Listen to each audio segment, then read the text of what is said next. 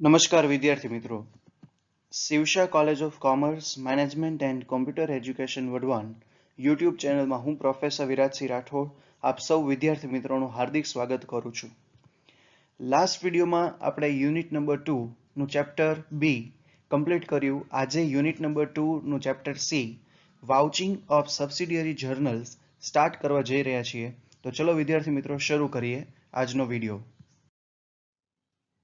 તો સ્ટુડન્ટ્સ, હવે આપણે શરૂઆત કરીએ પરચેસ ઓર સેલ નોટ. તો સ્ટુડન્ટ, પરચેસ નોટ અને સેલ નોટ એમ તમને બુકમાં આપેલું હશે. ડિફરન્સ કોઈ જ નથી. રૂલ્સ એન્ડ રેગ્યુલેશન બધા સેમ છે. પરચેસમાં જે જગ્યાએ અહીંયા ક્રેડિટ આવે છે એવું જ સેલ નોટમાં ત્યાં ડેબિટ આવશે. બાકી બધા જે ટર્મ્સ એન્ડ કન્ડિશન છે, પરચેસ નોટ અને સેલ નોટ જે છે, અથવા પરચેઝ ઓન ક્રેડિટ અને સેલ ઓન ડેબિટ જે છે, એ કેવી રીતે વેરીફાઈ કરવું એના જે સ્ટેપ્સ છે બધા સેમ જ છે. એટલે પરચેઝ નોટ તમને ફાવે તો સેલ નોટ ફાવે. ડિફરન્સ ખાલી એટલો છે કે પરચેસમાં ક્રેડિટ આવે અને સેલિંગમાં ડેબિટ આવે. Before starting the vouching of purchase note or purchase on credit, the auditor should obtain the details about the internal check system. If he is satisfied that the internal check system for purchasing goods is efficient and effective, then the auditor may start his task. The auditor should keep in mind following points while vouching the purchase note. એટલે auditor જે છે purchase not અથવા તો purchase on credit ને vouching ની શરૂઆત કરે એ પહેલા ઓડિટરે જે કોઈ ફર્મ હોય, ઓર્ગેનાઇઝેશન હોય, એમાં ઇન્ટરનલ ચેક સિસ્ટમ કેવી છે એની ડિટેલ્સ બધી મેળવી લેવી જોઈએ. પછી જો ઓડિટરને ઇન્ટરનલ ચેક સિસ્ટમથી સેટિસ્ફેક્શન થાય અને એવું લાગે કે એફિશિયન્ટ અને ઇફેક્ટિવ સિસ્ટમ છે, તો પછી ઓડિટર જે છે એ વાઉચિંગનું કાર્ય જે છે, ટાસ્ક જે છે સ્ટાર્ટ કરી શકે છે. હવે એને કયા કયા પોઈન્ટ્સ ધ્યાનમાં રાખવાના છે? તેમાં સૌથી પહેલું છે compare the invoice of goods purchase on credit with the amount. એટલે જે પરચેસ ઓન ક્રેડિટ જે છે, જે ગુડ્સ પરચેઝ ઓન ક્રેડિટ જે છે એની અમાઉન્ટને જે ઇનવોઇસ જે છે, જે બિલ આપેલું છે એની સાથે કમ્પેર કરવાની છે. Compare the invoice of goods purchase on credit with the amount. એટલે ઇનવોઇસ જે છે એક પ્રકારે જે પરચેઝ ઓન ક્રેડિટનું જે ઇનવોઇસ જે છે એની અમાઉન્ટને અને જે ઇનવોઇસની અમાઉન્ટ જે છે એ બેની કમ્પેરિઝન કરવાની છે. He should verify the date with accounting year. ઓડિટરે એની ડેટ જે છે વેરીફાઈ કરવાની છે અને જે અકાઉન્ટિંગ યર છે એને પણ વેરીફાઈ કરવાનું છે. થર્ડ છે he should check the details of authority who has signed the invoice. એટલે ઓડિટરે શું ચેક કરવાનું છે? જે ઓથોરિટીએ એ ઇનવોઇસમાં સાઇન કરેલી છે એની ડિટેલ્સ ચેક કરવાની છે. He should verify the goods is received as per the invoice order. આ ઉપરાંત ઓડિટરે એ પણ વેરીફાઈ કરવાનું છે કે ઇનવોઇસમાં જે ઓર્ડર આપેલો છે એ જ ઓર્ડર રિસીવ થયો છે કે નહીં એ વેરીફાઈ કરવાનું છે. આપણે જેમ એમેઝોનમાં ઓર્ડર આપીએ છીએ કે ચલો એક શૂઝ છે, એક વન પેર ઓફ શૂઝ જે છે આપણે ઓર્ડર આપ્યો અને આપણને રિસીવ પણ વન પેર ઓફ શૂઝ થાય. ઓકે, તો ઇનવોઇસમાં પણ શું લખેલું હોય છે? One pair of shoes.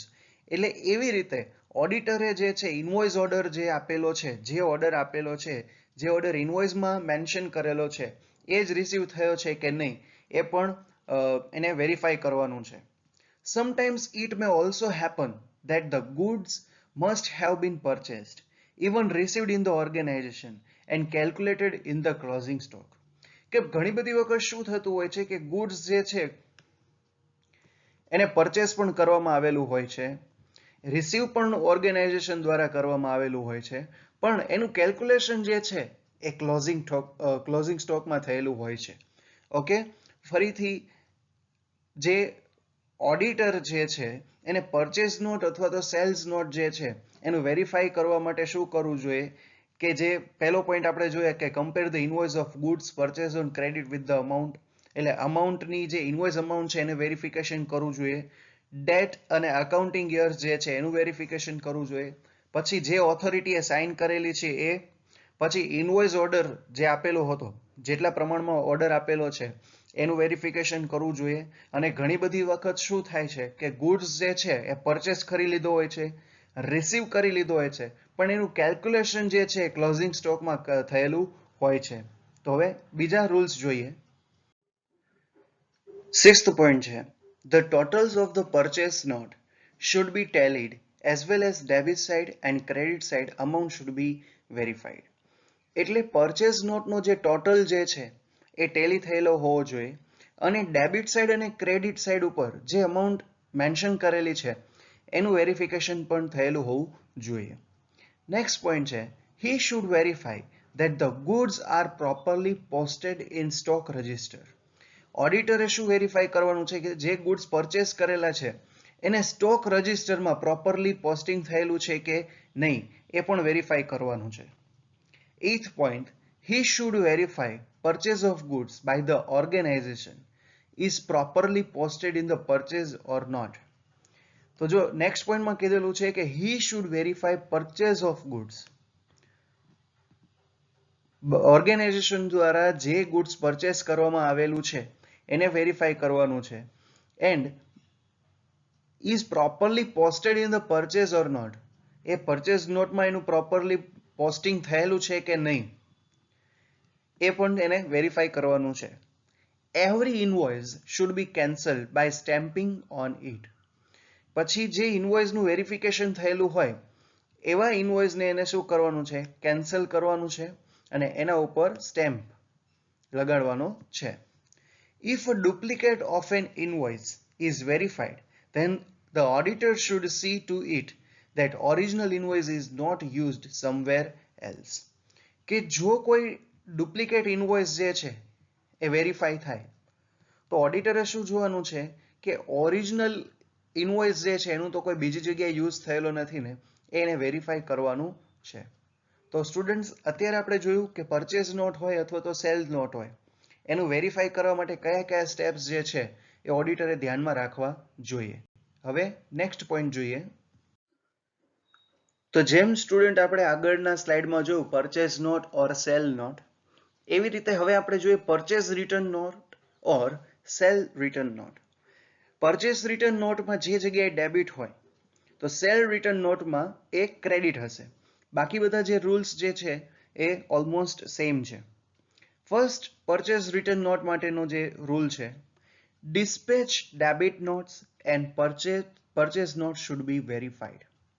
એટલે જે ડિસ્પેચ થયેલું છે અને જે પરચેસ નોટ છે એ વેરીફાઈ થયેલું હોવું જોઈએ. ડિસ્પેચ્ડ જે કોઈ પણ ગુડ્સ જે છે ડિસ્પેચ થયેલો છે એ અને પરચેસ નોટ છે એ વેરીફાઈ થયેલું હોવું જોઈએ. પછી ઇનવર્ડ આઉટવર્ડ રજિસ્ટર જે છે, કેટલો સ્ટોક આવ્યો અને કેટલો સ્ટોક ગયો, ઇનવર્ડ એન્ડ આઉટવર્ડ જે રજિસ્ટર છે એનું વેરિફિકેશન થવું જોઈએ. while verifying he should verify the same amount is written or not. કે જ્યારે બધા ડિસ્પેચ નોટ હોય કે પછી પરચેસ નોટ હોય, ઇનવર્ડ આઉટવર્ડ રજિસ્ટર હોય, તો જે અમાઉન્ટ ઇનવોઇસમાં આપેલી છે એ જ અમાઉન્ટ લખેલી છે કે નહીં, એટલે અમાઉન્ટનું વેરિફિકેશન થવું જોઈએ. પછી balance of purchase return note, totals and posted entry should be verified. આ ઉપરાંત પરચેસ રિટર્ન નોટનો બેલેન્સ શું છે, એનો ટોટલ શું છે અને એની એન્ટ્રી જે છે એ થયેલી છે કે નહીં એ પણ એને વેરીફાઈ કરવું જોઈએ. પછી he must verify the first and last month's purchase return note because sometimes the fake bills are prepared at the end of year. જે મોસ્ટ એમ્પી પોઈન્ટ હોય તો એ છે કે ફર્સ્ટ અને લાસ્ટ મંથની એની પરચેસ રિટર્ન નોટ જે છે એ વેરીફાઈ કરવી જોઈએ કમ્પલસરી. કારણ કે ઘણી બધી વખત શું થાય છે કે at the end of the year, જ્યારે વર્ષના અંતે ઘણી બધી વખત ટેલી કરવા માટે ફેક બિલ્સ બનાવવામાં આવે છે, ખોટા બિલ બનાવવામાં આવે છે. એના માટે થઈને એને ફર્સ્ટ અને લાસ્ટ મંથની જે પરચેસ રિટર્ન નોટ જે છે એ એને ટેલી કરવી જોઈએ. તો સ્ટુડન્ટ્સ આ આપણે જોયું પરચેસ રિટર્ન નોટ અથવા તો સેલ રિટર્ન નોટ કેવી રીતે વેરીફાઈ કરવું. હવે આપણે જોઈએ અધર અકાઉન્ટ્સ ઓર ડોક્યુમેન્ટ્સ ટુ વેરીફાઈ. તો પરચેસ અને સેલ રિલેટેડ જે બીજા અકાઉન્ટ્સ અથવા ડોક્યુમેન્ટ્સ જે પ્રિપેર થતા હોય છે, જેમાં ફર્સ્ટ છે goods dispatch for selling through agent, sales on approval, goods dispatched to the branch, selling on forward trading, empty bags, jars, etc. packing materials. તો આવા બધા અકાઉન્ટ્સ જે છે અથવા ડોક્યુમેન્ટ્સ જે છે પ્રિપેર કરવા હોય છે. તો હવે એનું વેરિફિકેશન કેવી રીતે કરવું? તેમાં સૌથી પહેલા આપણે જોઈએ goods dispatched for selling through agent. When the goods are dispatched to the agent for selling, then the ownership of the goods is that of the proprietor of the company. એટલે કે જ્યારે કોઈ એજન્ટ થ્રુ સેલિંગ માટે goods dispatch કરવામાં આવે છે તો એની જે માલિકી હોય છે એ કંપનીના પ્રોપ્રાઇટરની હોય છે. The goods are dispatched at the risk and expense of the proprietor. અને જે ગુડ્સ હોય છે એ પ્રોપ્રાઇટરના રિસ્ક ઉપર અને એને જ એક્સપેન્સ જે છે બેર કરવાનો હોય છે. For the goods dispatched to the agent for selling, a separate register should be maintained. એટલે કે જ્યારે એજન્ટ થ્રુ કોઈ પ્રોડક્ટ જે છે સેલ કરવા માટે મોકલીએ છે તો એનું એક સેપરેટ રજિસ્ટર પ્રિપેર કરવું પડે છે. The register should be verified with the invoice, outward goods register, sales figure, agreement, etc. એટલે જ્યારે goods dispatch for selling through agent આવે કે જ્યારે એજન્ટ થ્રુ કોઈ ગુડ્સ ડિસ્પેચ કરવાનો છે તો કઈ કઈ વસ્તુને વેરીફાઈ કરવી જોઈએ? તેમાં સૌથી પહેલું છે એગ્રીમેન્ટ વિથ ધ એજન્ટ. એટલે જે એજન્ટ થ્રુ આપણે સેલિંગ કરીએ છીએ, પ્રોડક્ટનું સેલિંગ કરાવીએ છીએ, એનો જે એગ્રીમેન્ટ છે એ આપણે વેરીફાઈ કરવો જોઈએ. ઇનવોઇસ જે છે, જેટલા બિલ્સ છે એ પણ વેરીફાઈ થવા જોઈએ. આઉટવર્ડ ગુડ્સ રજિસ્ટર છે કે કોઈ કંપનીમાંથી કેટલો પ્રોડક્ટ જે લઈ ગયા છે, કેટલા ગુડ્સ લઈ ગયા છે, એનું જે આઉટવર્ડ રજિસ્ટર હોય એ પણ વેરીફાઈ થવું જોઈએ. અને સેલિંગનો જે ફિગર છે, કેટલા પ્રમાણમાં સેલિંગ થયું છે એ પણ વેરીફાઈ થવું જોઈએ. સેકન્ડ છે સેલ્સ ઓન એપ્રુવલ. તો સેલ્સ ઓન એપ્રુવલ એટલે શું? The goods are dispatched to the customer for his selection. If he likes the goods, then he keeps it with himself, otherwise return it. એટલે કે ઘણી બધી વખત જે છે એ કેવું હોય છે કે સિલેક્શન માટે ગુડ્સ જે છે કસ્ટમરને મોકલવામાં આવે છે. જો કસ્ટમરને કોઈ પ્રોડક્ટ ગમે તો કસ્ટમર એ પ્રોડક્ટ એની પાસે રાખશે અને જો નહીં ગમે તો પછી એને રિટર્ન કરી દેશે. તો જ્યારે સેલ્સ ઓન એપ્રુવલ આવે તો કઈ કઈ વસ્તુ રિસીવ કરવી, કઈ કઈ વસ્તુને વેરીફાઈ કરવી? તેમાં પહેલું છે રિસીવ્ડ ઓર્ડર. તો સેલ્સ ઓન એપ્રુવલ માટે સૌથી પહેલા તો જેટલા ઓર્ડર મળ્યા હોય એ વેરીફાઈ થવું જોઈએ. ઇનવોઇસ વેરીફાઈ થવું જોઈએ. આઉટવર્ડ ગુડ્સ રજિસ્ટર જે છે એ વેરીફાઈ થવું જોઈએ. રિટર્ન નોટ એટલે કેટલી પ્રોડક્ટ જે છે રિટર્ન થયેલી છે અને કોરસ્પોન્ડન્સ જે છે એટલાનું વેરિફિકેશન થવું જોઈએ. પછી થર્ડ છે goods dispatch to the branch. એટલે જ્યારે બ્રાન્ચને ગુડ્સ ડિસ્પેચ કરવામાં આવે છે ત્યારે the goods dispatched to the branch should not be posted as sales note but in a separate ledger. કે જ્યારે બ્રાન્ચને કોઈ પ્રોડક્ટ જે છે એ ડિસ્પેચ કરવામાં આવે છે તો એને સેલિંગમાં એની એન્ટ્રી નથી થતી, બટ એ કઈ પ્રોડક્ટ મોકલેલી છે એ બધું યાદી રાખવા માટે એક સેપરેટ અકાઉન્ટ અથવા તો લેજર બનાવવામાં આવે છે. તો જ્યારે આવું થાય ત્યારે કઈ કઈ વસ્તુ વેરીફાઈ કરવી જોઈએ? તો goods statement dispatch to the branch એટલે જે બ્રાન્ચની જે પ્રોડક્ટ મોકલેલી છે એનું જે સ્ટેટમેન્ટ જે છે એનું વેરિફિકેશન થવું જોઈએ. પછી good statement return by the branch. હવે જેટલી પ્રોડક્ટ્સ મોકલેલી છે એમાંથી જે પ્રોડક્ટનું રિટર્ન થયેલું હોય એનું સ્ટેટમેન્ટ જે છે એટલે રિટર્ન જે સ્ટેટમેન્ટ છે એ ચેક કરવું જોઈએ. ઇનવોઇસ ક્લોઝિંગ સ્ટોક જે છે, જે કંપનીનો ક્લોઝિંગ સ્ટોક છે એનું વેરિફિકેશન થવું જોઈએ. અને જે બ્રાન્ચને કોઈ પ્રોડક્ટ મોકલેલી છે એટલે રિલેટેડ બ્રાન્ચના જે સ્ટેટમેન્ટ જે છે એનું વેરિફિકેશન થવું જોઈએ. પછી સેલિંગ ઓન ફોરવર્ડ ટ્રેડિંગ. તો સેલિંગ ઓન ફોરવર્ડ ટ્રેડિંગ એટલે શું? The goods to be dispatched in a future at a specified time is called forward trade selling. એટલે કોઈ ચોક્કસ સમયગાળે, કોઈ સ્પેસિફાઈડ ટાઈમે એ જે ગુડ્સ જે છે એ ડિસ્પેચ કરવામાં આવશે ભવિષ્યમાં, એને જે છે એ ફોરવર્ડ ટ્રેડ સેલિંગ કહેવાય છે. The agreements of forward trade selling are regulated under Forward Contract Regulation Act 1960. તો હવે જ્યારે સેલિંગ ઓન ફોરવર્ડ ટ્રેડિંગ આવે તો શું વેરીફાઈ થવું જોઈએ? તો એનો જે એગ્રીમેન્ટ જે છે એ ફિગર્સ ઓફ બ્રોકર, બ્રોકરના ફિગર શું છે, એના પર્સન્ટેજ શું છે, એને કેટલી બ્રોકરેજ આપવાની છે એ બધું વેરિફિકેશન થવું જોઈએ. ડીલિંગનું રજિસ્ટર, કેટલા ડીલ થયેલી છે એનું જે રજિસ્ટર રાખવામાં આવેલું હોય એનું વેરિફિકેશન થવું જોઈએ, અને જે કોરસ્પોન્ડન્સ થયેલા છે એનું વેરિફિકેશન થવું જોઈએ. પછી empty bags, jars etcetera packing materials. તો ઘણી બધી વખત શું થાય છે, certain foods item are dispatched in better packing in order to maintain it properly while in transit, and at the time of selling it is informed to the customer that if the packing material is returned then they will be refunded certain amount as an amount of packing, or for that matter the amount of packing would be deducted from the selling price. એટલે ઘણી બધી વખત જેમ કે food items જે છે અથવા તો જે વેલ્યુએબલ જે થિંગ્સ જે છે એને પ્રોપર પેકિંગ સાથે મોકલવાની, ડિસ્પેચ કરવાની હોય છે, તો એનો જે પેકિંગ એક્સપેન્સ જે થાય છે એ પણ એમાં એડ કરવો પડે છે. તો હવે જ્યારે આ પેકિંગ મટીરિયલ્સ છે, બેગ્સ જે છે, જાર્સ જે છે, ગની બેગ્સ એટલે શું થાય, ગની બેગ્સ એટલે આપણે જે કોથળા કહીએ છીએ એ. તો જ્યારે આવું આવે empty bags, jars etcetera packing materials, તો એના માટે શું વેરીફાઈ કરવું જોઈએ, inward outward register of Gani bags. Gani bags કેટલા પ્રમાણમાં ઇનવર્ડ થઈ છે, કેટલા પ્રમાણમાં આઉટવર્ડ થઈ છે, એનું રજિસ્ટર આપણે વેરીફાઈ કરવું જોઈએ. ગેટ ક્લાર્ક્સ રજિસ્ટર, જે ગેટ ક્લર્ક છે એનું રજિસ્ટર વેરીફાઈ કરવું જોઈએ. સેલિંગ નોટ જે છે એ પણ વેરીફાઈ થવી જોઈએ, અને ઇનવોઇસ જે છે એ પણ વેરીફાઈ થવું જોઈએ. તો સ્ટુડન્ટ્સ, અત્યારે આપણે જોયું કે goods dispatch for selling through agent, agent through કોઈ પ્રોડક્ટ સેલિંગ કરવા માટે મોકલીએ, સેલ્સ ઓન એપ્રુવલ, પછી બ્રાન્ચને કોઈ પ્રોડક્ટ મોકલીએ, અથવા તો સેલિંગ ઓર ફોરવર્ડ ટ્રેડિંગ હોય, અથવા લાસ્ટમાં આપણે જોયું કોઈ સ્પેશિયલાઇઝ પેકિંગ મટીરિયલ્સને ડિસ્પેચ કરવાનું હોય, ત્યારે કયા કયા વસ્તુ વેરીફાઈ કરવી જોઈએ એ આપણે શીખ્યા. હવે આગળ વધીએ. તો હવે જોઈએ આપણે બિલ્સ રિસીવેબલ નોટ અથવા તો બિલ્સ પેએબલ નોટ. તો જેમ આપણે પરચેઝ એન્ડ સેલ નોટ જોયું, એવી જ રીતે બિલ્સ રિસીવેબલ નોટ અને બિલ્સ પેએબલ નોટમાં વાઇસ વર્સા છે. અહીંયા ડેટર્સ હશે બિલ્સ રિસીવેબલમાં, તો બિલ્સ પેએબલમાં ક્રેડિટર્સ હશે. પછી જે આ એન્ટ્રી અહીં ક્રેડિટ થાય તો બિલ્સ પેએબલમાં ડેબિટ થાય. બંનેમાં એન્ટ્રી જે છે, જે ચેકિંગ વેરિફિકેશન જે છે વાઇસ વર્સા છે. તો હવે બિલ્સ રિસીવેબલ માટે જોઈએ. If the bills receivable are received from the debtors on a large scale, then a separate ledger is maintained for bills receivable. એટલે જો બિલ્સ રિસીવેબલ જે છે એ ડેટર્સ પાસેથી લાર્જ સ્કેલમાં, મોટી અમાઉન્ટમાં મળતું હોય તો પછી બિલ્સ રિસીવેબલનું એક સેપરેટ અકાઉન્ટ જે છે એ પ્રિપેર કરવું પડે છે.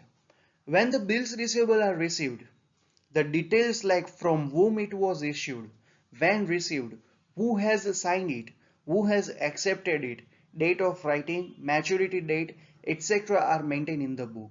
એટલે જ્યારે બિલ્સ રિસીવેબલ જે છે એ રિસીવ થાય છે તો એ રિસીવ કોની પાસેથી થઈ, ક્યારે રિસીવ થઈ, કોને સાઇન કરી છે, કોને એક્સેપ્ટ કરી છે, પછી ડેટ ઓફ રાઇટિંગ કઈ છે, એની મેચ્યોરિટી ડેટ જે છે એ બધું બુકમાં મેન્ટેન કરવું જોઈએ. જે આપણે અકાઉન્ટ્સ બનાવેલું છે એમાં એની બધી ડિટેલ્સ જે છે એ લખેલી હોવી જોઈએ.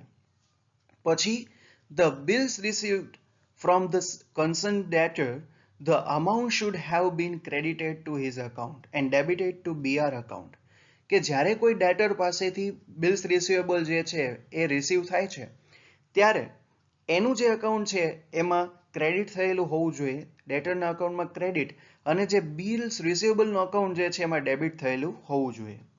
When the BR, that means bills receivable, get matured, the same amount should be credited to bank account. કે જ્યારે બિલ્સ રિસીવેબલની અમાઉન્ટ જે છે મેચ્યોર થાય ત્યારે એ જ અમાઉન્ટ જે છે એ બેંક અકાઉન્ટમાં ક્રેડિટ થયેલી હોવી જોઈએ. Before the date of maturity, if it has been encashed in the bank, then the cash register and passbook should be verified. જો મેચ્યોરિટી ડેટ પહેલા બેંકમાં એનકેશ્ડ થાય, એનકેશ્ડનો મતલબ થાય વટાવ, ઓકે, તો બિલ્સ રિસીવેબલ જે વટાવી જાય તો પછી કેશ રજિસ્ટર છે અને પાસબુક જે છે એનું વેરિફિકેશન થવું જોઈએ. The posting in debtors account as well as BR account should be verified. એટલે ડેટર્સ અકાઉન્ટમાં જે પોસ્ટિંગ થયેલું છે એ અને BR અકાઉન્ટનું જે પોસ્ટિંગ જે છે એનું વેરિફિકેશન થવું જોઈએ. If the BR, that means bills receivable, are rejected, then it should be verified whether the rejection charges has been debited to the debtors account or not.